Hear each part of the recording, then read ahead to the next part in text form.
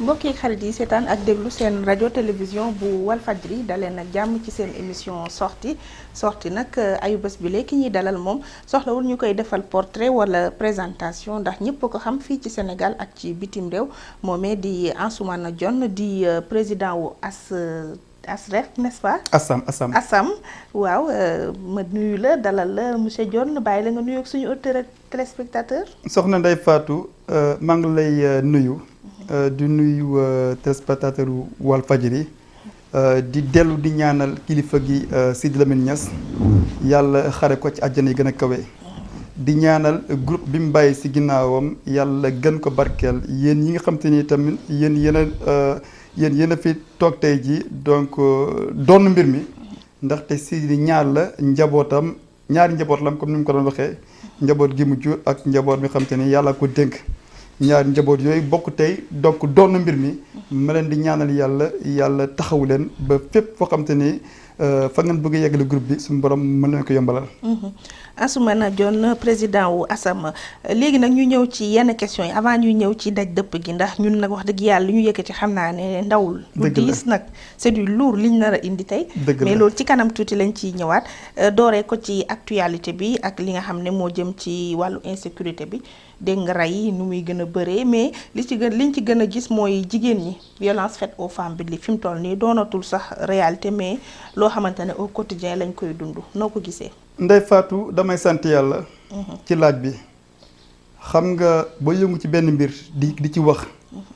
kenn dégluwu la ñu dem ba jamono ñëw la ngay wax lépp ñëpp teg seen bët kon loolu da ngay sant yàlla. am nag métit ndaxte li ñuy jooy ñi tey jii. moom laa doon bañ 2008 déjà 2008. 2000 ba may tàmbali en 2000 ba may wax mbirum feebaru xel. du woon feebaru xel sax laa doon xeex mais dama bëggoon nit ñi nite. Sénégal ba fii ñuy waxee ni nitewuñu. rayante gi en 2008 laa ko waxoon ci Weekend Magazine. ma ne Sénégal jamono ngi ñëw nit ñi daañu rayante. te plus ñuy dem rey gi day gën a tar ñu commencé ba ñuy en 2014. fi rey yi gën a tàmbalee mooy bi ñu commencé di faat ñi amee feebaru xel ci Tambacounda 2014 ma wax ba sonn ba tey kenn xamut ñan ñoo doon rey. xam nga bu ñu reyee ñi amee feebaru xel ñi waroon a waxuñu bu ñu ci tegee xale yi teg ci jigéen ñi teg ci population yi warta mën a bett kenn. waaye li ci am solo mooy que ni ñun du daaw ñu wax kese dañu toog gëstu en 2016 fekk na mbir yi ëpp na loxo le 21 novembre 2016 samedi 19 la ñu rey Fatmata Matar Ndiaye tombek Màggal Touba. fekk ñu programme woon benn séminaire ci benn hôtel de la Place fii ci Dakar le 21 novembre le 21 ñu def boobu le séminaire. ñu jëlee fa 19 points ñu jël kayit yi jébbal ko président de la République kon ñun li am tey jii gisoon nañ ko démb. bi ñu ko joxee président de la République président Macky Sall mu tontu ma man Ansoumana jox lettre bi ki ñuy wax Pape Abdou Cissé. mu oo ma ba présidence jox ma lettre bi. ne ma bëgg naa sama gouvernement. ak yow Ansoumana Dione ngeen ànd régler. pour problème bi lettre bi Macky Sall moo ko signé. si loxoom 19 résolutions yi. ñi ngi fii. ci gàttal rek buñ ko toppoon. heure bii lii am ni du am. waaye dañu nekk si réew moo xam te ni. dafa mel ni man Ansoumana Dione yàlla li mu def ci man ci mbaax dafa mel ni kilifa yi. yéene wuñ ko askan wi. Ndeye Fatou gis nga suñu réew mi nii yàlla daf koy def mu am teraanga gis nga bi ñu naan le pays de la teraanga. le pays de la teraanga. teraanga la mooy dëkk bi am teraanga nekkul ne comme ni ñu ko foogee de di jokkante ay teraanga de. déedéet Sénégal la yàlla dëxëñ ay teraanga yu mat sëkk. d'accord nga ne depuis 2016 ngeen am ci ay solution président Macky Sall bind ma man Ansoumana Dione. ne ma danañu fexe. sama gouvernement ak seen kuréel gi ñu lëkkaloo pour que li ngeen tënk ci seen séminaire boobu ñu mën ko doxal ngir jàmm askan bi. waaye lettre boobu mi ngi ko signé le 1er janvier 2017. le 1er janvier 2017. tey ñu ngi ci 2020. ba tey la ma waxoon dara amu ci. lan pourtant fii gis naa fii ci seen séminaire bi ay représentants ministère ak ay démembrement de l'État. ministère de la justice. ñoom ñoo présidé woon sax travaux yi. waaw président xaw ma ki ñu dénk affaire grâce yi. grâce waaw moom moo ko présidé woon. mu doon. Abdourahmane Diallo séminaire bu am solo. waaye ba fii ñuy waxee nii ñoom daal mbir mi yitteelu leen. xam nga réew Ndeye Fatou bu la ko dénkee doo ko yor ak ñi ngi àndal kese.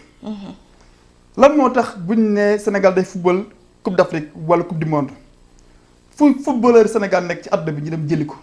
fekk mu xarañ loolu mooy yoon bu fekkente ne si wenn wàll la si wàllu way dañuy xool ñu gën a xarañ ñu jël leen. waaw tey jii gis nga li xew ci affaire wu Sénégal tey fi rey gi toll nii. du problème mu insécurité du problème mu criminalité. ban problème la. très bien police mënu ci dara gendarmerie mënu ci dara yàgg naa ko wax aucune force n'arrêtera cette folie meurtrière. ah lu koy arrêté bon. très bien mbir yi il faut que ñu am un programme de santé mentale gis nga nit il faut que mu nitee man boobu ba léegi gis nga Rwanda. Rwanda dañuy def génocide ay junni nit dee ñu doog a comprendre ne il faut que ñu teg programme santé mentale. programme santé mentale moo leen may seen dëkk ba set nit ñu juboo xol yi rafet xel yi sell. Ndeye Fatou Ndiaye Sénégal gi yépp xam nañ ne problème yi du ci tànk yi du ci bët yi du ci nopp yi waaye ñëpp xam nañ ne problème Sénégal tey ci bopp yi la bopp yi ñu am problème.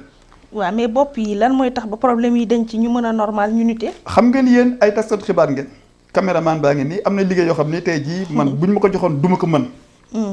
mais gis nga loolu sama domaine la man.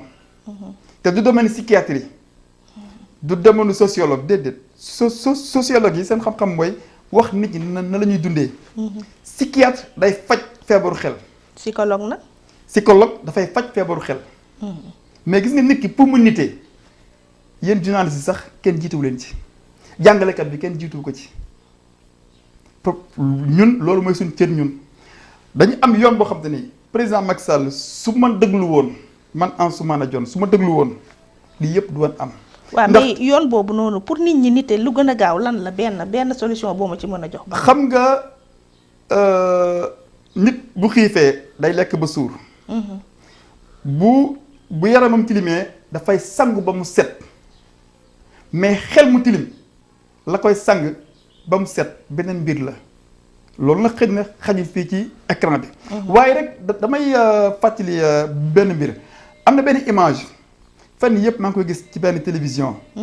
mooy jigéen di mbéj góor te ba mu mbéjee waa ji def na tekk mel ni ku mëntul wax ku mëntul yëngatu. voilà une image bu ñu bëgg a véhiculer bu ñu bëgg a jaay sénégalais yi. gis nga contraire bi la ñu waroon def ñu góor joxe ndigal jigéen dem jëfee ko loolu lañ xam ci sëy ici au Sénégal ci noonu la Cheikh Ahmadou Bamba ñëwee si diggante Mamour Anta Sali Mbacké ak Soxna Jaara jigéen day dégg ndigal góor day yërëm soxnaam mais suñu demee ba jigéen di mbéj góor voilà des images yoo xam te ni dafay des ci bopp nit ki te mën na jur ay musiba gis nga Fatoumata Matar Ndiaye bañ koy rendi si guddi gi dama toog sama néeg ma daw génn ci télé bi mam loo métti boobu scène de violence la woon dañ doon rey boo mu tombé xam nga dëkk su fekkente ne dañ lay won rek ay jëf yu bon xam nga CNRA interpellé naa ko ci benn communiqué CNRA mi ngi wax ay waxu xeesal mais CNRA li mu war a njëkk def mooy télévision yi nga xam te ni ay école de formation la ci wàllu rey télé yëpp nag laa wax au Sénégal mais nan lañ nekkee école de formation ci wàllu rey télé yëpp ñu ngi jàngale naka la ñuy reyee nit booy déglu rek kii moo ko rey moo ko nangam daf ko rey sa sans trace dama lay rey télé yëpp paaka di wane ay paaka di wane ay deret yooyu yëpp ay mbir yoo xam ne dafay saltel bopp doomu aadama léegi nag la koy raxas ñun buñ ñu dégloo rek gis nga bu Sénégal di dem Coupe d'Afrique man Ansoumana Dione kenn du ma woo de kenn du ma woo parce que du ma footballeur mais tey jii fi mbir mi toll tey jii kon daal rey gi ci xel yi la ci bopp te loolu takk der mënu koo saafara yàgg naa ko wax sécurité wala di def ay patrouille ak renforcer police bi ak gendarmerie bi mënu ko nañu génnee armée bi du tee lii am dana am dama ne la il faut que ñu am benn société de pardon et d'écoute maanaam dëkk boo xam ne nii nit ñi dañuy waxtaan di déggoo di juboo mais fii xoolal ci wàllu politique yi assemblée nationale man seetaanatuma les débats télévisés parce que débat télévisé yéen xam nga ci dara ay werante la ñaari mag bu ñuy wax te ñoom ñaar mënuñoo juboo man dama ne ñooñu duñ ay mag sa gëm bàyyi ma yi sax ñooy jéem a juboo dama seetaan benn vidéo si YouTube bi astafurlah si Facebook bi ñaari muus teg seen benn kaasu meew bu kii xëccee naan puusal morom ba naan puusal morom bi sa gëm bàyyi may ñooy dem ba comprendre di def partage golo ak xaj lëngoo di dem muus ak xaj di riisuwante waaw léegi lan mooy tee nit ak nit sénégalais yi ñoo violent xool ko rek man dama koy wax sama soxna bul went ak kenn même bu dee ñaari junne la bàyyi ko mu dem ak moom ndax lan waaw parce que nit ñi léegi mine de rien rek ñu faat sa bakkan après nga perte moo tax te xaalis dellu xëccoo doomu aadama bi mooy précieux xoolal tey jii ñi ngi wax affaire pétrole affaire zircon affaire gaz ba mu mel ni yooyu ñoo gën a am solo ci àdduna te yàlla ba muy wax daf ne nit moo gën a fort ci li mu bind ñun bi ñuy jóg ba tey ba fi ñu waxee nii nit rek la ñuy wax nit rek moo ñu amal solo waaw mais léegi yow nga jox ay solution président depuis 2016 mu tontu la début 2017 te kenn ci ñi mu jaboote topp loolu xanaa kon day wane ne président amul sañ-sañ ci ñi mu jiite loolu moom wax na ko non seulement amul sañ-sañ man dama jàpp ne Macky Sall nekkul président bu Sénégal ah président fan la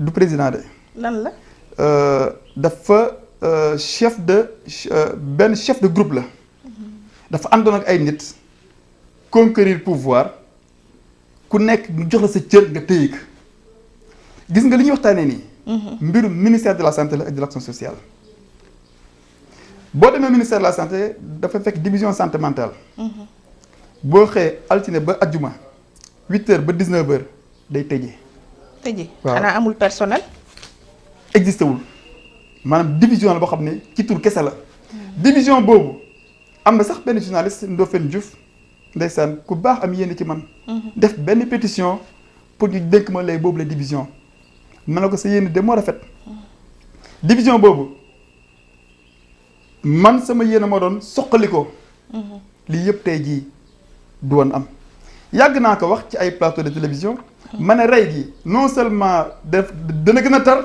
mais plus ñuy dem dañuy gën a yokk c'est loolu lañ xam nga dañ naan rey ma bind ne dana gën a métti ñu commencé di égorger am ku ma laaj ma ne dana gën a métti ñu commencé di taal nit ma ne dana gën a métti nit dem taal boppam alkaati taxaw na digg Sandaga jël paaka fat boppam ciseau fatul boppam de loolu violence contre toute une société violence ban signal la doon lancé loolu du woon signal xam nga yenn soxor yi da nga koy dem ba dootoo xam nooy defati da ngay gaañ sa bopp pour nit ñi di dund métit bi foofu lañ toll man na dina gën a métti léegi nag ñu ci boole ay xale yu ndaw di leen rendi dana gën a métti de ah fu ñu jëm très bien gis nga yàgg naa ko wax danañ toog ñu faat fi kilifa laa wax ministre rey fi ministre même président de la république il n'est pas à l'abri ah waaw xaar boobu xam koy nga rewind boobu du jàllee noonu xam nga parce que ñun gis nañ président biir otoom ñu toog bu bëgg a tàkk foofu laa ndey faatu foofu laa jëm si nii yàlla xolal yàlla xam na ne fa laa jëm si nii waaw dama ne gis nga oto ba avant oto Macky Sall di tàkk. oto dafa tàkk buntu pale ñaari yoon. dëgg la. man de gis ngeen ñu naan ay voiture piégée. yëpp yàlla dafa dogal may mu fekk ba ci zone boobu noonu. ay kon yow témoin oculaire nga ci. oculaire waaye nag dama koy tegg bu sori. parce que man musiba fu mu nekk dama koy romb. dafay sax taxaw xool. dafay gis nga taxaw xool Sonacos ña fa deewoon ñëpp ma juróom dañ kumpa. yàlla moo dogal ñaar yëpp laa wax bii dafa ma fekk ma jógee ci corniche bi noonu. di ñëw Palais ma gis oto bi tàkk di daw di dem ma jàdd. bii dama génnee Palais. seen oto bi tàkk ma yóbbu ko nànk dem. ma ne day. ay signal la. lii nii ci président la jëm. yàlla def otom tàkk. ci dëju Ousmane Tanor Dieng. ma def ñaari émission si ñaari télévision. may sant yàlla nag dégg nañ ma de. benn bi dañ ma ne touche du bois ma ne je ne touche pas du bois ci avion bi la jëm. avion présidentiel bi xam nga oto mën na tàkk nga génn ndànk. ñu naan ñu naan waa ji gëree la. waaw avion bu tàkkee moom. maara day taale foo jëm. biir géej ci saa si ci la ñu garé avion présidentiel ba fi mu nekk nii Macky Sall voyagé tul suñu avion bi. da nga ci amoon loo ci gisoon. mais déggu li ma la wax ñun on lit les choses on voit les choses venir parce que sàggante bi nekk ci oto ba mun na mooy ne ci avion bi. parce que président de la République buy dem Ngéeñeen war nañ ko mën a wax renseignement yi ban oto la foo yóbbaale ak nan la foo demee. limousine bu warutoon dem foofu noonu. kon sàggante bañ def ci oto ba. mooy feeñ ci avion ba j'ai alerté ma ne nañu gaare avion bi te gaare nañ ko. ba fi ñu waxee nii gis nga suñ ko gaaree wutoon musiba moo doon am ci avion bi d'ailleurs sax ñoom seen technicien sax confirmé nañ ko. dañ toll ci foo xamante ni réew mi dafa toll ci foo xamante ni obligatoirement il faut que ñu xool nit ñi seen ay xel. te xel moomu gis nga oto buy daw gis nga sa oto bii boo gisee oto buy daw. chauffeur bi soxlawul mécanicien tant que amul panne. mais su paanul dana soxla entretien dana soxla gasoil dana soxla huile dana soxla sax ñu raxas ko. oto boo ko raxasul day am problème. waaw xel aussi noonu la mel. gis nga la psychiatrie day faj mais avant la psychiatrie pour nit ki il faut mu nitee. yéen taskati xibaar yi bokk ngeen ci. les journalistes boo leen toogal ñaari fan joxewu leen xibaar mais nit ñi dañuy dof. Sénégal tey tàmm na amul benn sénégalais buy xëy te dégluwoo revue de presse. amul jàngalekat yi xam nga série de grève yi passé woon xale yi duñ jàng. man dama naan xëy suba teel gis xale yi di même pas 9h ma gis xale yi jàng woon di ñibbi. waaw ñi nga xam ne dañ dëkk Tëngéej di jàngee Pikine nga dem jàng 8h nga dem 8h jànguloo nga war a gont 16h. mais fan ngay nekk. mbedd mi xanaa ci mbedd mi xale yi dañ leen a dénaturé. léegi nag la leen di defaraat c'est tout un ensemble. xam-xam la boo xam te ni yàlla def na ko ci man mii toog. dem naa sax ba ne il nous faut un programme d'assainissement des cerveaux. Macky Sall bu ne dëkk bi dafa salté ba naan kaa la ñu bale kon y a problème. cleaning day. il y a problème. man maa njëkk wax ne dëkk yi dañoo salté Saint-Louis Kaolack Rufisque et cetera. mais loolu ambassadeur États-Unis bi fi mujjee ñëw avant ki fi nekk nii ba muy dem lu mu wax Sénégal mooy dëkk boo xam ne foo mënti jëm ci gox yi goxaan yi mbalit moo lay teeru mbalit moo lay tàggu. mi ngi noonu donc boo su weesoo mbalit boobu noonu. am na mbalit bu gën a garaaw. am na mbalit bu gën a garaaw mbalit yu jóge ci kër yi. man la. mais dof fi ci mbedd mi ñaata dof ñoo yeewoo ci mbedd bi ba ci buntu palais Macky Sall. dof bu jigéen. mi ngi ci buntu palais bi noonu. yaa ngi koy yàqal de bu subaa ñu jëlee ko fa. non kenn mënu ko fa jëlee. kenn mënu ko fa jëlee. dinañ ko fa jëlee. déedéet dootoo ko fa robbati. Ndeye Fatou kooku man mii maa ko foor a jëlee. te bind naa président bind gouverneur du palais toog naa ak préfet Dakar. kooku kat buñ ko gàddoo dañ koy yóbbu rek. c'est pas dof boobu am na ku ko fa jëlee woon gendarmerie jëlee na ko foofu yóbbu ko booru Nioro président Macky Sall yëg ko yónnee oto. ñu delloo si kàr place am. waaw. kon xanaa président moom daa dem ba familier ak moom. déedéet foofu moom dama ko ci sant di ko ci gërëm dafa respecté ay droit am. dof da nga koy jël dem faj ko te tey jii ay mbokkam rek ñoo ko mën faj wala ñun ñi nga xam ne suñu collègue yi nga xam ne ñoo am droit jéeg dem faj ko. waaw mais bu ñu jéggee loolu violence bi tam am na ñu ciy joxoñ baaraamu tuuma étranger ñeneen ñi nga xam ne dañoo rax ci suñu biir indil ñu yeneen i façon doxalin yu ñu xamutoon. loolu ay waxin la pour daw responsabilité. dëgg boo ko gisee da nga naan lii dëgg la. ñun sénégalais yi suñ biir ñooy reyante suñ biir ñooy saagante suñ biir ci oto yi ci marché yi ci bureau yi. ci assemblée nationale. assemblée ña fa doon kurpeñante. waaw xeex yaa ngoog de. xanaa ñoom ay étranger lañ. ñaata débat télévisé yi Ndeye Fatou man est-ce que mës nga ma gis may xuloo ci télévision. non non jamais mën naa am kay sama argument kay di ko défendre. mais xuloo déedéet. kon ñu ni neen la daal bu ñu ko jañeex ñi nga xam ne ñu ni neen la. du gan yi Fatoumata Matar Ndiaye kan moo ko rey. ah oui. xanaa boobu leer na. ki ci jàpp mbuur mu rendi xale bi. est-ce que étranger la déedéet ñi agressif yi yëpp étranger yi ay benn lañu. étranger yi ñoom ci lañ gën a fi ñu gën a foore mooy ci cybercriminalité. waaye daal Ndeye Fatou. voilà un phénomène. beneen ma ñëwaat ci beneen boo xam ne ñun wax dëgg yàlla ñun gannaaw insécurité ak rey yi moom muy sinébar gi drogue bi ñuy saisir di ko saisir saa su nekk loolu it beneen phénomène la. xam nga adduna bi drogue daf di un fléau mondial. am na réew yoo xam ne bu la jàppee dan lay faat am na réew yoo xam ne bu la jàppee ngay trafiquer drogue ngay indi drogue. dan lay faat Sénégal nag loi yi dafa woyof. moo tax gaa ñi criminalisé nañ ko ak loi Latif Gueye. moo tax waaw mais criminalisé bi ba tey doyul. parce que ñii ñëw di ñii indi drogue bi ay kilifa la ñu doon. buñ leen jàppee diplomatie taxaw ñu libéré leen ñu dem seen yoon. fii dafa nekk zone de transit. drogue bi dafay jaar pour dem am ruus nag loolu di ruus moo ñuy lor. mais bu fekkente ne amoon nañ fulla képp kuñ jàpp ngay trafic drogue parce que le trafiquant de drogue c'est un criminel moom mooy premier raykatu nit en 2001 bi ñu def congrès sentimental. baat boobu laa jël dama ne ñiy trafic drogue c'est des criminels. ci yan anam la ñu nekkee criminel. waaw parce que ñoom ñooy jaay loo xam te ni dina def loo nit ki loo xam ne ni ay crime lay doon. comme xam nga luy tàqali ko nit ki ak sagom kooku. bokkul ak.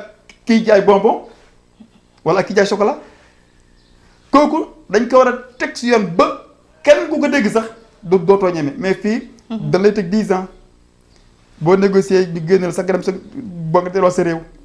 mais am na réew yoo xam ne la foofu bu la jàpp ak drogue laa wax dañ lay dóor bal après ñu ñaanal la après. waaw mais aussi dañu ne tamit bi ñu criminaliser drogue ba léegi loolu dafa gën a feesal kaso yi. am sax ñuy xalaat comme Seydi Gassama ñu jéem koo légaliser rek. xam nga feesal kaso yi. mooy tuqat yi. Seydi Gassama foofu lay waxee. suma mag bu baax. suma xarit. waaye moom fi mu doon waxee mooy ñii di tux. ñi nga xam ne dañuy jënd benn corne ñaari corne. waaw ñooñu leen di permettre ñuy tux foofu nag la danger bi nekk. parce que su fekkente ne. kon de fii dina mel ni Jamaïque. parce que su boobaa loolu moom dafa poser question. waaw dafa poser question man ba ma njëkk a déglu vidéo bi yéen askati xibaar yi nag yéen a loolu mooy seen cër yéen. da ngeen dégg information ngeen yaatal ko après moom nag il est ba mu xaw a glissé mu argumenté ba mu argumenté gis nga su yemoon ci question bi kese. kon doon am problème mais problème bi mu am mooy dafa argumenté. te boo argumenté rek loolu mooy sa xalaat yow. te boo joxee sa xalaat kenn jox xalaatam man j'aurais aimé te yàlla dogal na boobu léegi aw ma jot waxtaan ak moom. j'aurais aimé étude yi mu def mu partagé ko. ñu toog ñu waxtaanee ko moom bu joxee xalaatam man ma jox sama kan kenn jox xalaatam. xëñ na après ñu jubóo ci benn biir soit ñu ànd criminaliser. wala ñu ànd légaliser. waaye man sama xalaat man mooy buñ ko légaliser woon. tuqati cigarette yu bëri daañu dem ñam yamba. ah jarul wax sax. te yamba boo ko ñamee. waaw. man yàlla dogal na xawma sax kuy tux yamba. mais ci ni ma ko jàngee. yamba boo ko jàppee. moom moo la dafa am coloré. boo laalee yamba da naan kittim téye. moo tax kenn du ne bàyyil yamba déedéet yamba kay ngay jéem wax pour mu bàyyi nit ki. moo tax ñuy wax cure. xam nga ba mu Abdoulaye Wade recevoir en 2000. en 2001 le 22 novembre 2001 mu ne ma lan nga bëgg ma ne ko tabaxal ma benn hôpital ci Kaolack pour ñu amee feebaru xel. hôpital boobu président Macky Sall tëj ko. waaye tabax na en même temps benn centre ci Daaru Musti loolu lu bëri xamuñu ko. benn centre boo xam te ni li ko taxoon jóg lépp mooy xale yi jël drogue ci réew mi ñu yóbbu leen foofu. mais loolu am na fan fii n'est-ce pas centre bu ñuy curer les kii la. gis nga psychiatrie fan. bokkul ak psychiatrie boobu benn centre la. rien que pour toxicomanie psychiatrie fan la bokk. psychiatrie moo ko moom. même man sama centre Kaolack bi. def naa foofu centre baa ngi nii. photo baa ngi nii. centre bi Kaolack la nekk. donc te kii comme mi ngi nii. yanj na de. centre bi Kaolack la nekk. donc biñ koy defar c'était pour que ñu amee feebaru xel ñu amee feebaru xel. donc mu leen gën a taxaw. mais bu ma la déggee kon ñi amee feebaru xel lu ci bëri kon ñoom tux meeg sinébar bee leen ko jox. boobu leneen la. ñi amee feebaru xel ñiy tux ñoo ci gën a tuuti tey jii. feebaru xel tey la koy joxe lu bari la. mais bi nekk Daaru Musti c'était uniquement pour les toxicomanes pour les drogués. hôpital Fann nag fexe na ba am benn CPR ci biir pour bële kenn du ko déggati. te bële moo gën a ëpp capacité fële da la fay internet gis nga comme li ñuy fajee ku am sibiru. comme li ñuy fajee ku am cancer. noonu lañ lay fajee foofu ci Daaru Musti fexe ba drogue bi bàyyi la. maanaam drogue yamba bu xasee jàpp nit ki dootu ko bàyyi. tant que dimbaliwuñ ko. kon kooku war ko légaliser war na nga xoolaat te buñ ko légaliser aussi. da gis ay producteurs de yamba. parce que yamba monsieur Gassama sama xarit benn bakkan la de waaye boobu dalul sama xel ñu koy légaliser moom dalul sama xel. buñ ko légaliser dafay indi benn jëye ci réew mi. moo tax man boobu léegi nag xamaguma réellement lan la bëgg a wax. waaw mais pour tënk ci yooyu noonu yëpp est-ce que peine de mort duñ ko indiwaat.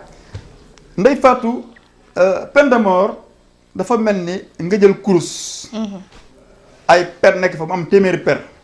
peine de mort dafa nekk ci biir charia. charia da ngay jël lépp mbaa nga bàyyi.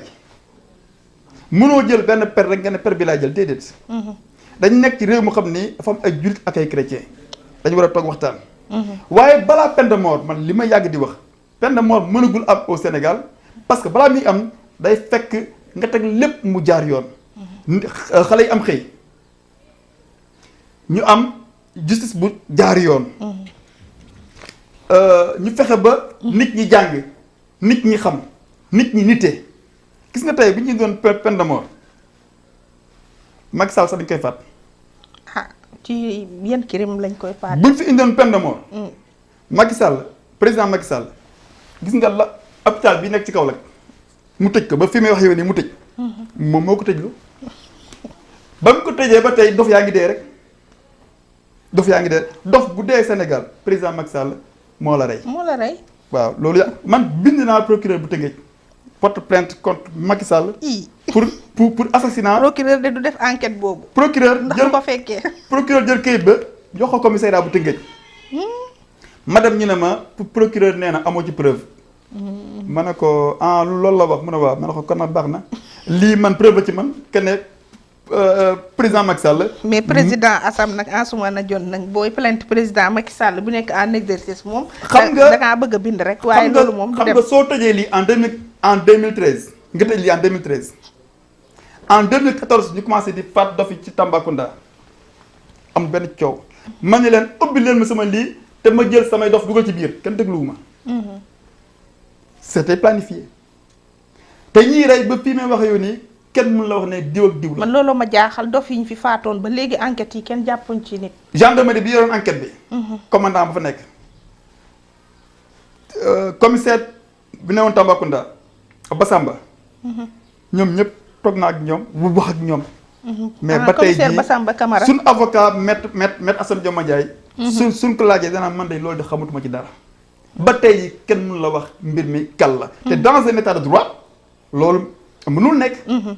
ñun dañu am ay preuve leer nañ jox ko procureur nekk bu enquête amee ñun dañ ko leeral mais ba tey ji yéen preuve yi ngeen am xam ngeen ñan ñoo. ma ne ba tey procès amul bu procès amul ñu teg suñu ay ñu teg xam nga man su ma taxawee ma taxaw buntu tribunal bu Dakar.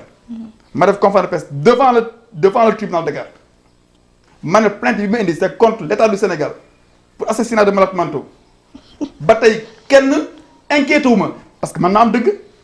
waaw mais yow yan preuve nga am kan moo rey.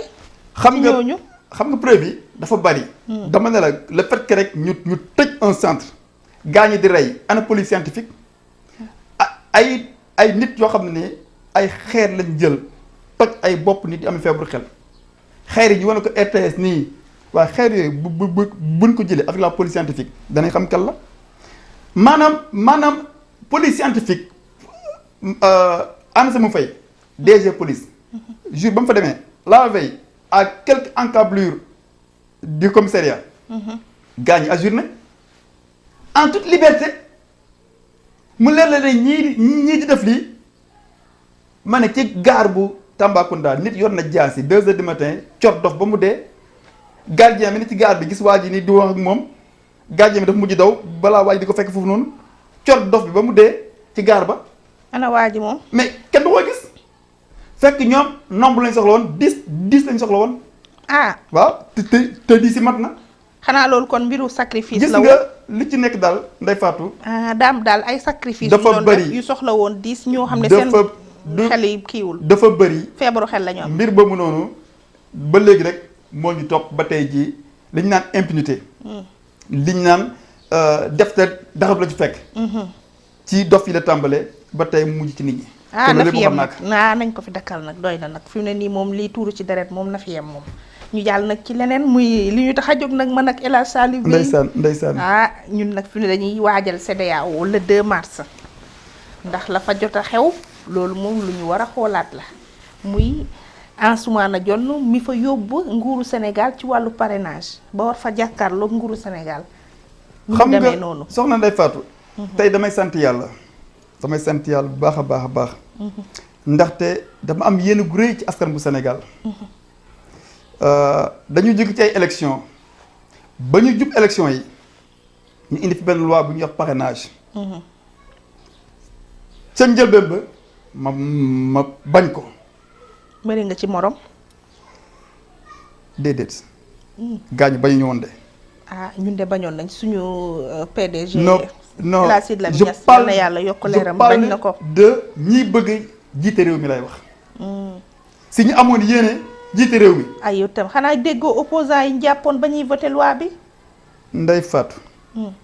ma ne kenn si ñoom mosul bañ loi bi. dañu contesté daanu gis nga ba ñuy jëli suñuy fiche de parrainage ay fiche de parrainage bi ñu jógee nombre bu takk moo jógoon ña déposé woon kenn mënoon wax naka lañ toll. ba ñuy jëli fiche ba. ba ñuy jëli fiche. te plus de 100 personnes demoon jëli ji ay kii. loolu ngay wax ba ñuy jëli fiche yi. man si ñoom laa bokkoon. man ma am sama décharge. ma am sama décharge. gis nga décharge bi nii moo ma jox droit ba ma jotee décharge bi. ci laa bind conseil constitutionnel xamal leen ne Macky Sall bokkul ci parrainage bi. bokkul. waaw tontu wuñ ma. lu ko ci seppi. ndaxte moom dafa nekkoon candidat ba pare. un président de la République article 27 bu constitution wax ba mu leer ne mën nga briguer un second mandat. loi bi ñëw ne Macky Sall demal uti ay signature ñoom nañ ko bindee moo baaxul.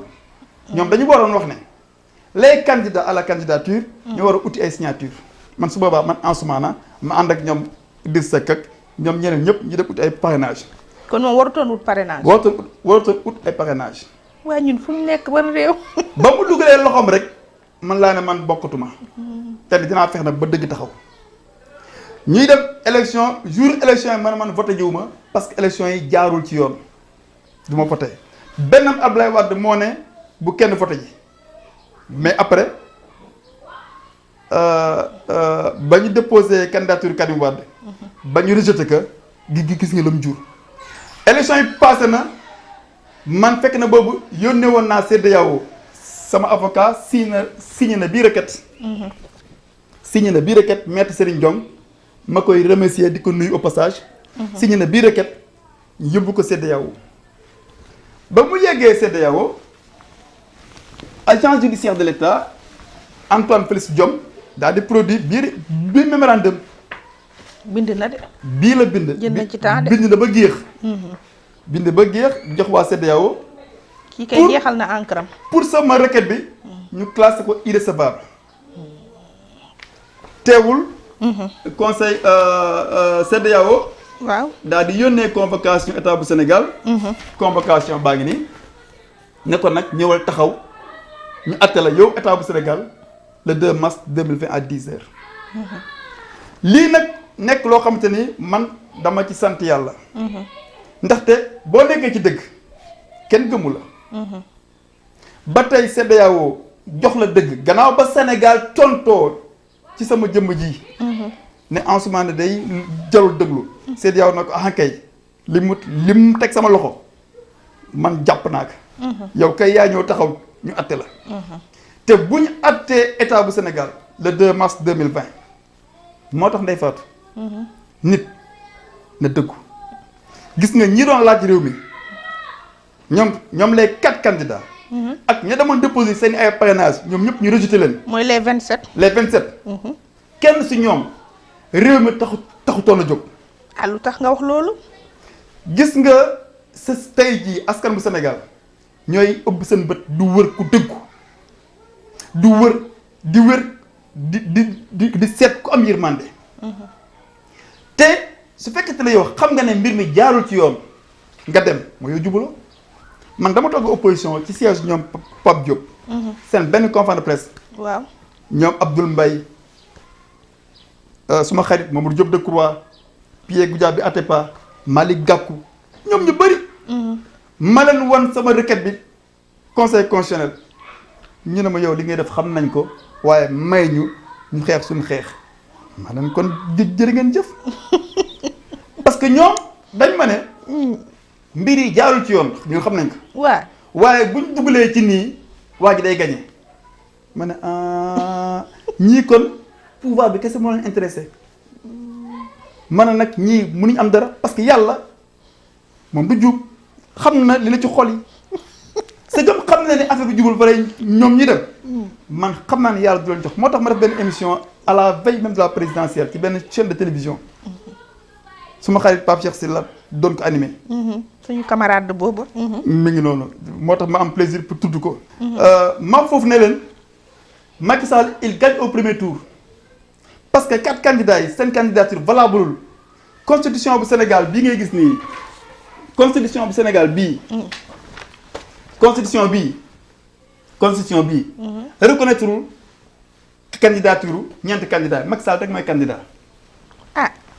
kon lan moo tax conseil constitutionnel validé ñeena. waaw validé na ko nii validé na ko si Zahir mais baatin ba nekk ñoom candidat moo tax Macky Sall gagné kenn si ñoom nag jubul. ñan xaaral. li ma Sonko jubul. Maître Madické Niang. jubul. Idrissa Seck. jubul. professeur Issa Sall. jubul. président Macky. moo gën a dëgg ñëpp. moom mi indi loi bi sur le parrainage. te moo jàll de.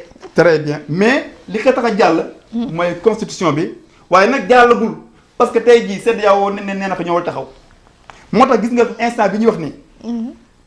Macky Sall lépp lu mu yëkkati dañ ko war a suspendre ba lii leer parce que le 2 mars 2020 bu fekkente ne CEDEAO dafa daan état bu Sénégal pour une fausse présidentielle.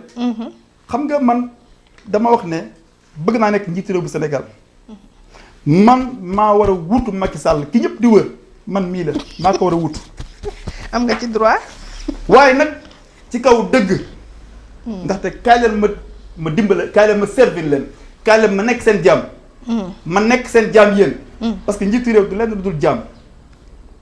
man ma bëgg a nekk jaam ba pare di ci xool di ci xeex déedéet dafay tegu ci koy yoon comme nag mbir mi tegul ci yoon ñoom ñu dem ana seen juba dëggal ana seen dëggu ana seen jub li gën a garaaw nag bu élection yi jeexee ñoom ñëpp ñu ne kenn si ñoom du contesté waa kenn du def recours ñu teg ko nag ñu teg ko nag si yoon parce que balaa nga def recours day fekk nga jub ba pare ñoom lu jubadi ci ñoom nag ñoom ils ont été xanaa xamoon na dëgg benn la gis nga su fekkee ne yow jubuloo yow doo kaas balaa ngay revendiquer say droit day fekk nga def sa devoir ba noppi ñoom ils ont failli à leur devoir mun ñoon demander seen ay droit man fan lañ fayiree ci seen devoir ñoom très bien mooy ne pas aller à cette présidentielle à une fausse présidentielle xam nga le président Macky Sall il l'a dit nee na bi mu ootee dialogue bi léegi njuuj njaaj jeex na moom ma ko wax de. non loolu kay ba mu faluwaatee la ne génn ci affaire yu njuuj njaaj.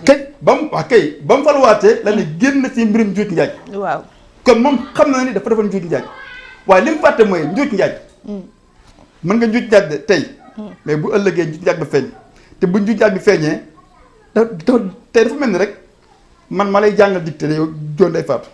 ma lay jàngal dicté Saliou Bey dafa ma dicté man ma am 20 fautes moom mu xam ko moom ma ñëw nag di la jàngal dicté yow mais Saliou dafa naan mais en ce moment nag balaa ngay jàngal Ndeye Fatou soxna Ndeye Fatou kaa ñu corriger sa faute yi ba pare waaw président Macky Sall il faut njuuj njaaj ba mu def ñu dindi ko ba noppi leneen doog a ñëw loolu nag suñ ko dindee mooy que élection présidentielle yii ñu génn di jamais vu dans le monde mooy dañ koy annuler man boo gisee ma taxaw ne man bëgguma nekk président de la République sur la base d'une loi sur la base de cette loi parrainage parce que loi bi dafay organiser une fausse présidentielle et une fausse présidentielle su fekkente ne da ngaa jub doo ci dem léegi boo ci faloo nag su ma ci fal woon waaw mais keneen yóbbu ma CEDEAO man mën naa ñàkk man maa bëgg lu jub man lu dëgg bëgguma ko man. waa léegi foofu laa jëm ak yow def nañ présidentielle fal nañ président Macky ba léegi mu def 1 an ci pouvoir bi ci après réélection am léegi yow CEDEAO boo fa demee buñ la joxee dëgg est-ce que dina tax ñu jëlee ko fële ca pale ba ni ko génnal toogi Mermoz. merci beaucoup soxna Ndeye Fatou. dafa am benn baat bu xew fan yii nii moo nekk en vogue. mooy baatu destitution. am na ku ñu destitué. waaw ca Brésil. Adama Barrow mi ñu ngi koy bëgg a destitué. te nag dafa war a dem nag. parce que moom moo ne woon. frieuse. dafay def ñetti at. xam nga dafa am ay valeurs yoo xam te ni. warul disparaître. El Hadj Mansour Mbaye bi ñu ko sargalee fii ci Dakar. tuddee ko benn yoon benn bërëb daf ko mérité El Hadj Mansour Mbaye. xoolal góor googu bi mu jógee PS mësul changé couleur. waaw pas Mansour. parti socialiste la xam ci la des ba tey. fidélité. loolu lañ soxla ci nit. gis nga yow boo ne 3 ans lay def. ba 3 ans yi jeexee da nga war a dem. boo demee da nga war dem boo demul da nga war dem. donte 5 ans lañ la fal. donte ne 5 ans lañ la fal. tey jii président Macky Sall moo nar a nekk président de la République buñ nar a njëkk destitué. fan ci sous-région bi wala ci Sénégal. ici au Sénégal et même dans le monde ñu fal la ngay dool ba mu yàgg ñu la ñëwal li nga yor baaxul ma ne même le fraudeur ñaata drogue lañ fi jàpp pourtant dañuy indi drogue mu jógee fu sori ba dugg si biir Dakar ñu jàpp ko pourtant doon rëcc naa de. gis nga ba nit di ko consommer sax mën nañ jàpp ka ko consommer mu wax ka jaay. ñu wax producteur ba. waaw. donc du faux restera toujours du faux. Le président Macky Sall a gagné une fausse présidentielle. CEDEAO bu taxawee parce que soo defar. xam nga CEDEAO lan la nar a àtte. du man lañ tooñ de waaye askan bu Sénégal la ñu tooñ. violation des droits de l'homme askan bi yëpp la ñu violé seen ay droits. parce que lu toll ni njiiti réew. yow nga waroon toog fële ñoom ansu dem ut ay parrain. après ñooñu ñëw jogante ak yow. nga ne déedéet damay ànd ak ñoom Ansoumana ak ñoom Idriss Seck uti ay parrain. foofu la élection yi foofu lañ ko sàccee. amul benn nit laa wax bu xamul ne président Macky Sall dafa njuuj njaaj élection yi comme ni mu ko waxee ci parrainage bi la. parrainage bi mu tibb. waaw dafa mel ni tey rek nga togg sa ceebu jën ba mu baax sama benn cousin Issa Diouf ma koy nuyu ca Colobane Guy Mouride. ne ma yow li ngay lijjanti nii est-ce que jar na ko. ba mu ko ne jëlal loi bi rek nga def ko kaasu café bu am poison mu ne ma déedéet suñ koñ dafa am benn xew ba fa amoon. benn dof bu jigéen ñoo fekk ñu teg am mbana buñ togg ba pare rek mu sànni ci benn kaña bu dee. mbana bi dañ ko mujj këpp. mu ne ma maa ngi door a comprendre li ngay wax gis nga élection présidentielle bii dañ ko togg mais base bañ ko ndox bañ ko ñu liggéey. ndox bi baaxul mooy parrainage bi. mooy parrainage këpp rek lañ koy def. gis nga. waaye nag même football léegi sax je pense que même jël coupe du monde taxul nga qualifié waat ca bee di ñëw du da ngay demaat compétiraat. ci ay kii. gis nga match coupe éliminatoire d'Afrique coupe du monde. équipe bi yor équipe bi gagné coupe bi. équipe bi gagné coupe bi moom du compétir. ba léegi nii. équipe bi organisé du compétir. El Hadj Amadou Diaba bi am suñu médaille d'argent. sur le terrain. troisième la jëloon de. premier bi bu ñu joxe médaille d'or bi dañ dem ba gis ne après dafa doppe woon. ñu nangu médaille bi ci moom jox ko deuxième bi. deuxième bi ñu jël médaille bi jox ko Amadou Diaba ci la Amadou Diaba am médaille d'argent médaille bi Amadou Diaba jëloon. jox ko troisième bi. gis nga président Macky Sall lii mu def nii. waaw. CEDEAO dafa taxaw pour gis nga ci Gambie yaay jàmme CEDEAO dafa taxaw président.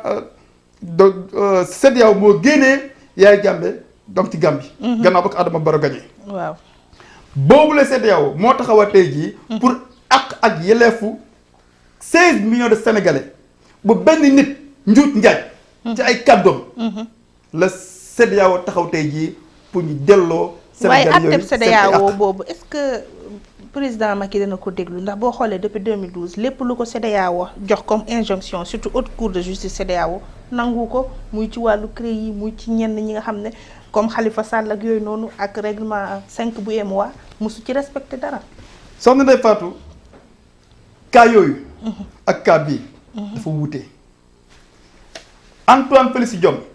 dafa joxe CEDEAO benn décision nee na ensuite li mu wax amul.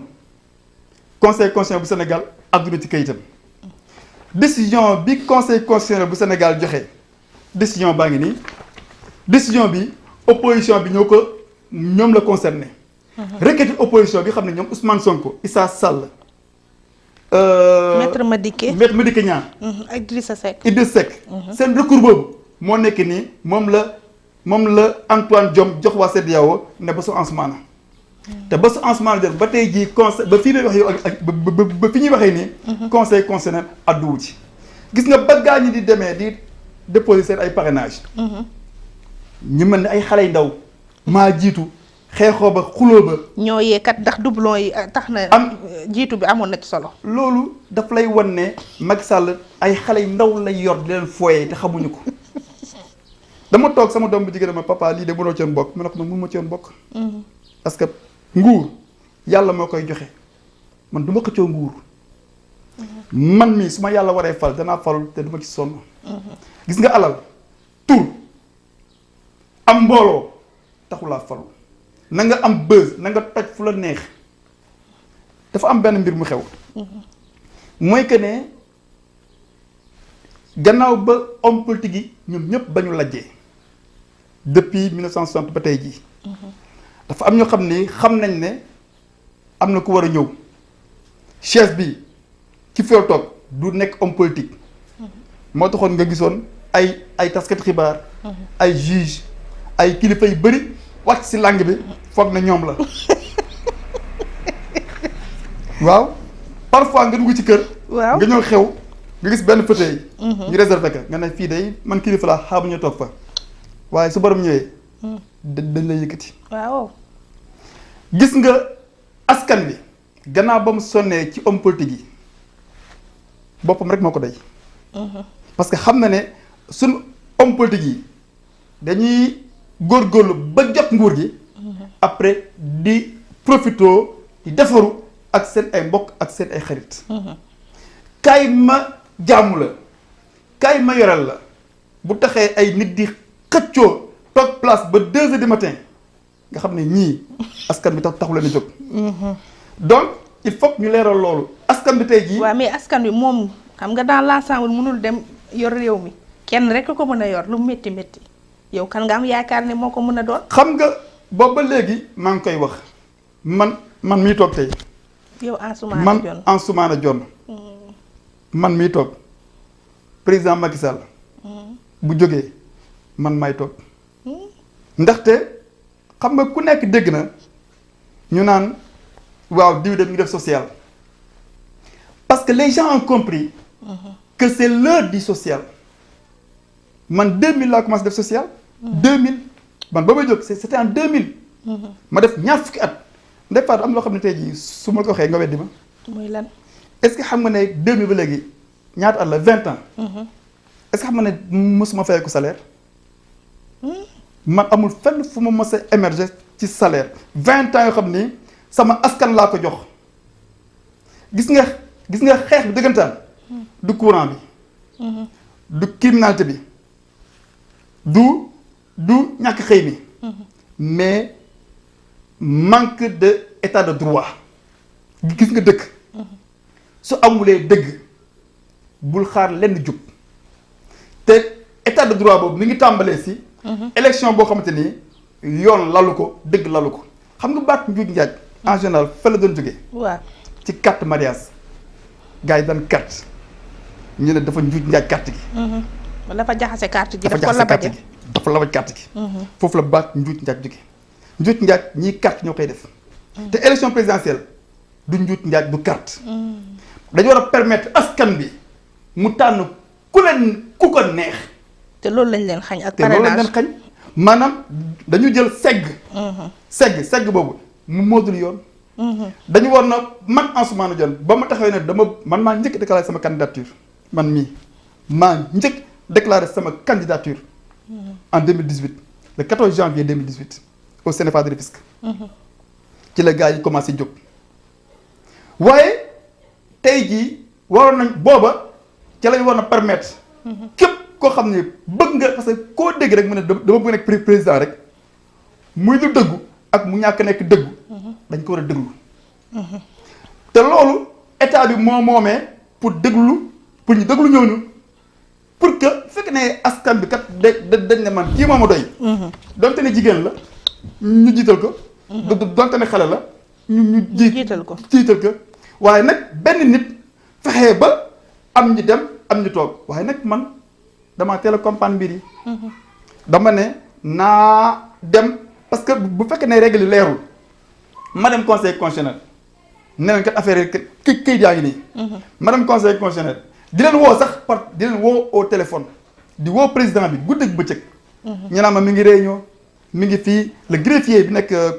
conseil constitutionnel ne ma après dina woo mais mosuma woo ma jël kayit bind jox leen jox kilifa yi ay RADDHO Amnesty ministère de la justice intérieure présidence benn président de la République moo ma tontu ne ma li nga wax ci loi bi yëpp dëgg la lettre daa ngi fii waaw ne li wax dëgg la ne nga loi bi di nga ko fi jëlee dinañ ko fi jëlee ma jël lettre boobu dem jox conseil constitutionnel mais conseil constitutionnel àggul ci loolu parce que ñoom pour ñoom mbir mi daal jalgati la nañ ko jalgati après mu jeex waaye nag comme ñoom ñëpp jalgati nañ politiciens yi dañ jalgati président jalgati institution yi muy conseil constitutionnel jalgati ma dem CEDEAO léegi bu CEDEAO jalgatee nag CEDEAO gëw ma ne dana jalgati même bu jalgatee yàlla nag su boobaa nag mooy ñëw et c'est là où ça devient dangereux ci yan anam day ñëw wala day yónnee wala day yàgg na ko wax de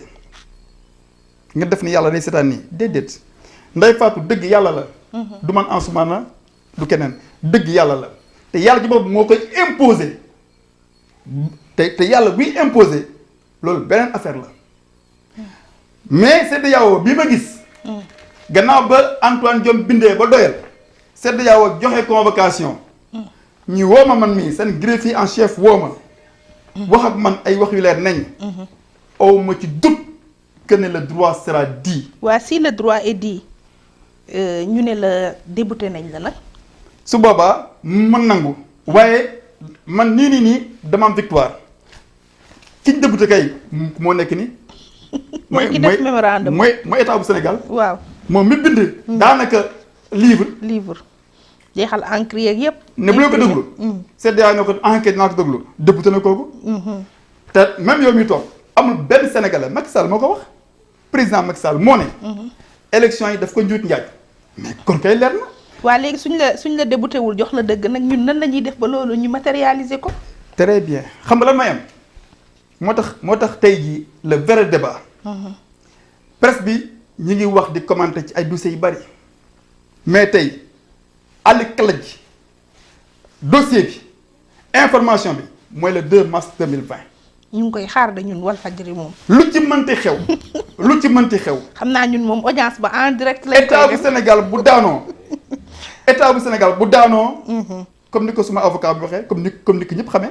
parce que victoire Macky Sall mi ngi lalu ci kaw loi. El Hadj Salibé waajal ñoo koy bunge dañ koy def en direct. su loi bi daanoo élection yi day daanoo. moo tax sax tey jii mbir mi wartu nekk suma mbir man kese man Ansoumana Dione. mbiru ñëpp la. lii nii mbiru askan bu Sénégal yëpp la. xëy na nag yàlla moo dogal d'ailleurs waxoon naa ko opposition bi. waxoon naa ko Mamadou Diop Decroix. nee naa ko yàlla moo dogal ñun ñëpp jëmuñu benn yoon. yéen dafa am ñu ne woon duñ dem parrainage comme man am ñu dem parrainage. am ñu lajj yooyu yëpp dafa baax gis nga am na ñoo xam te ni dem nañ parrainage lajj. ay secrétaire sal am na ay nitam yoo xam te ni dañuy invalider seen ay signature te seen ay signature valable nañ. pour wane système bi ni mu amee ay failles. ñi nga xam te ni dem nañ élection ñàkk wan nañ waa ji ne dem nga ànd nañ ak yow perte nañ waaye man nag maa ngi taxoon fële li naan da nga koy xaar ci virage bi man ci virage bi laa ko xaaroon man. ah moo tax CEDEAO ñëw. mu ñëw dëkk frame taxaw ne ma kii kàlla ma ne ko man la xam nga soxna Ndeye Fatou. waaw bu nekk jikko yi kaay leen. fen mooy jiitu. donc rambaaj topp ci. siis. iñaan soxor ñoom ñëpp ñu toog. waaw ba ñu compétir. fen moo gën a convaincant. fen mooy gagné après ñu ne fen tu yaa gagné. mais ñoom ñëpp xam nañ ne kenn gagnéwul parce que Macky Sall mi gagné moo taxaw ne damaa njuuj njaaj. gis nga bu ñu demee nag baa fay tasaaroo ci la dëgg nag di doog a ñëw. après ñu ko yow mais yow la kat mu ne la man la dëgg. parce que xam nga la su defar. waaw dëgg mu am ful la dëgg du jaxasoo ak fen. du jaxasoo ak rambaaj. dëgg day bàyyi bu ñëpp dem mu doog a ñëw su présenté woo ñu ne ko ñun de yow lañ doon wër yow lañ doon seet. bu ko defee nag dëgg boobu noonu mooy imposé wu ñëpp doog am jàmm gis nga tey jii. muy la criminalité muy accident yi ci tali yi muy feebar yi. muy lu mënti doon. mënta am saafara. lu dul njiit bi. dafa nekk ku dëggu. gis nga yàlla suy dimbali askan. dafay xool ku dëggu day xool ku am yërmande. mu fal ko xam nga tey jii ñu bari dañ foogoon ne. élection yi génn nii Macky Sall dana daanu am ay touristes yi génn. ñu naan diw mooy révélation bi. waaw. ah Sonko ngay waxal. loolu bul gaara waaw Ousmane Sonko yow da ngay wax kii bi dëgg bi. ñu ne Ousmane Sonko parce que man sama wax du ma nëbbatu. Ousmane Sonko mooy révélation muy dëgg. waaw de la présidentielle. de la présidentielle c'était la révélation de la présidentielle. waaye tey jii en 2020 man Ansoumana Dione bi. man may la surprise. de la présidentielle man may la surprise de la présidentielle. parce que dama waxoon ne. waaw le 23 février 2019. dama bindoon benn communiqué. ay sites yu bëri jël ko mi ngi sama page Facebook. ma ne le vainqueur de cette présidentielle fera face à Ansoumana Dione à la CEDEAO pour la bataille d'Abuja. ñenn ñi dégguñu ma woon. waaw waaye tey jii ku ne xam na ne cette bataille d'Abuja ñu ngi ko jàpp ñaari fan.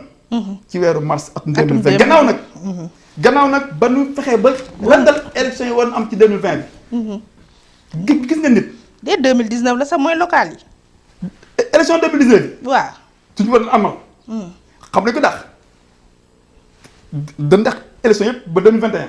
ba 2022. waaw ñu laaj ma mel ne baax na parce que man nit buy def dama naan moom du yàlla de. te xamul yàlla lay def. gis nga booy teg ay pexe. pexe yooyu ngay teg boo matul mooy këpp sa kaw. sa kaw waaw. gis nga Moustapha Niasse. mën na nekk président bu Sénégal. ndax lan. waaw parce que on va vers une présidentielle anticipée en 2020 ci ay weer yu néew. yaa ñu ko dig. loolu mooy doon conséquence directe procès bii nii. dañuy dindi mandat bii nii. mandat bi waaw. Moustapha Niasse nekk président organisé présidentiel. anticipé su boobaa nag dafay régler question mandat yi ñu naan ñaari mandat ñetti mandat parce que mandat présidentiel bi ñu wax nii Macky Sall ñu naan am na 3e mandat wala waru ko am. moom nee na nii wii nii non tontuwu ci. gis nga soxna Ndeye Fatou. du moom moo war a wax nii wii du moom moo war a wax nii non. constitution bu Sénégal moo bind ba mu leer ne kenn mënul am ñaari mandat yu toftaloo. kon su fekkente ne yaa ngi gis télé bi di tàkk nga ne man du mën a tàkk ne wala tàkkul te ñëpp xam ne télé baa ngi tàkk. kon nit ñi yow xam nañ la yow xam nañ yaay kan maanaam xam nañ ne yow mi jubuloo. donc constitution bu Sénégal moom leer na ba noppi. lenn nag moom mën a nekk juridiquement soit dafay démissionner yàgg naa ko wax. bind naa communiqué bu yàgg yaa 3 mois si ginnaaw ma ne président Macky Sall dégg naa sax benn kilifa journaliste bu mag.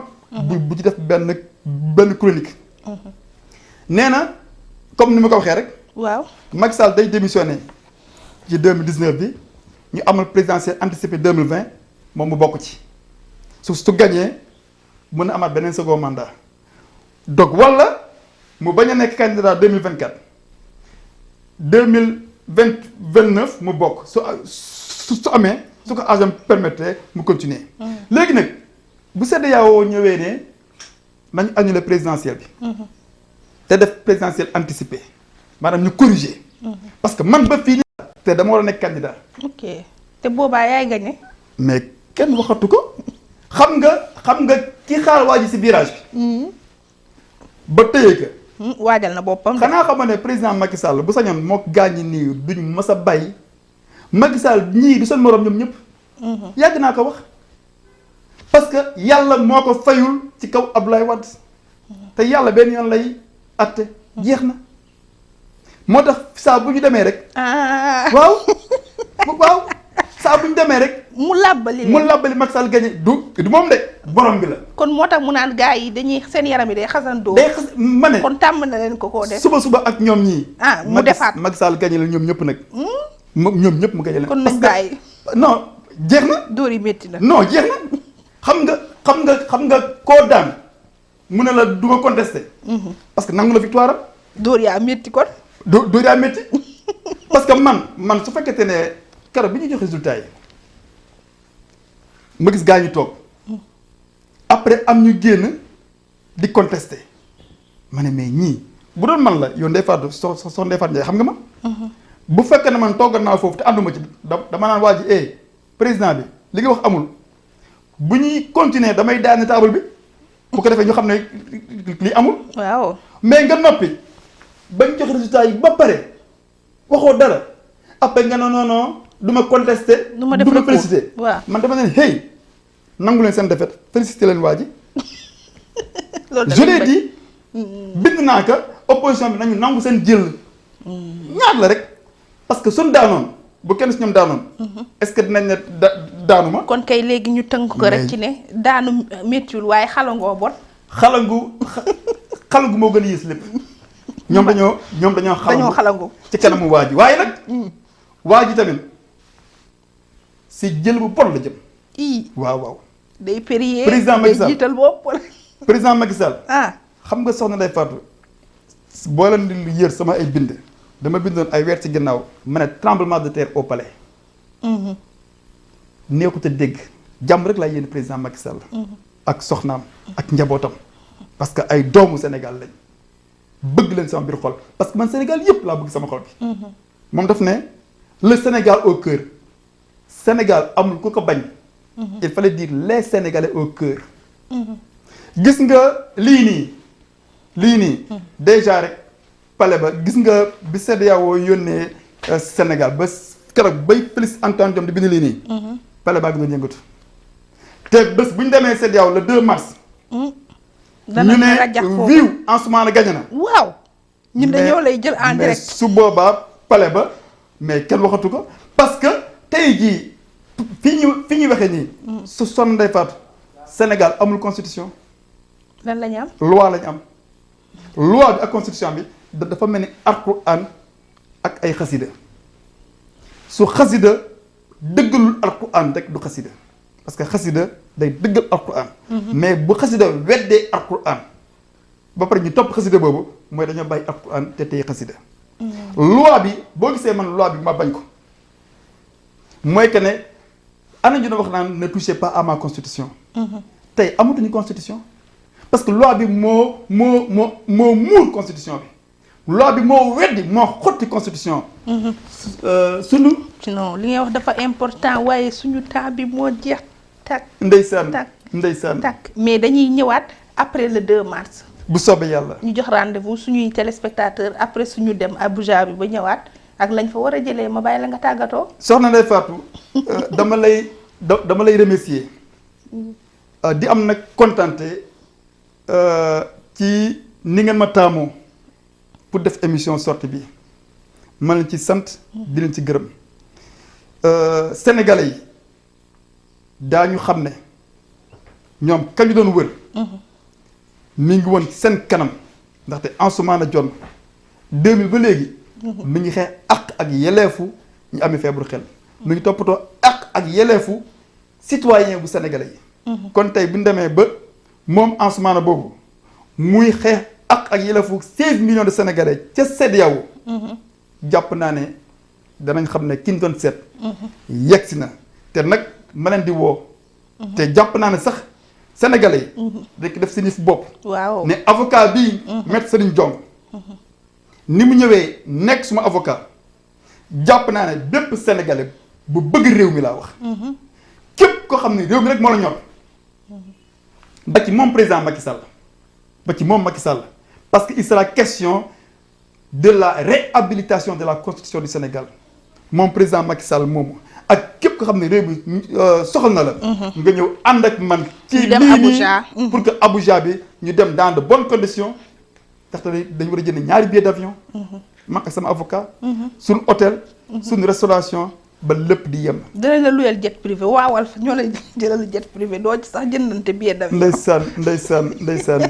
Ndeye Fatou maa ngi leen di sant ñu lay sant bu baax maa leen di sant di leen gërëm di ñaan yàlla émission bi mu dugg ci xolu sénégalais yi sénégalais yi rafetlu ko sénégalais yi rafetlu sa liggéey ma lay félicité nag ma lay félicité di félicité équipe Walfadjri yëpp sama waa kër sama soxna moom dafa war a wut telam ci néeg mën te bàyyi ñëw suñu télé bi moom bu xëyee ni jàppale Walfadjri bu ngoonee mën a Walfadjri keroog dama ne sama doom bu jigéen xanaa man bokk ma ci télé bi mu ne ma enquête ma ne ko yéen feneen ngeen di seetaan mais man Walfadjri lay seetaan c'est-à-dire Walfadjri mooy télévision des grands leaders jërëjëf ñu lay sant bu baax Ansoumana Dione di président ASAM doonoon suñu gan ci sortie gërëm sama xalifa El Hadj Saliou Bey mi aajo réalisation bi du ñu fàtte Dieyna Dabo Ba oustaz Assane Diouf ak Pape Maguette Gueye jox leen rendez-vous beneen ay bés ci beneen émission sortie incha allah.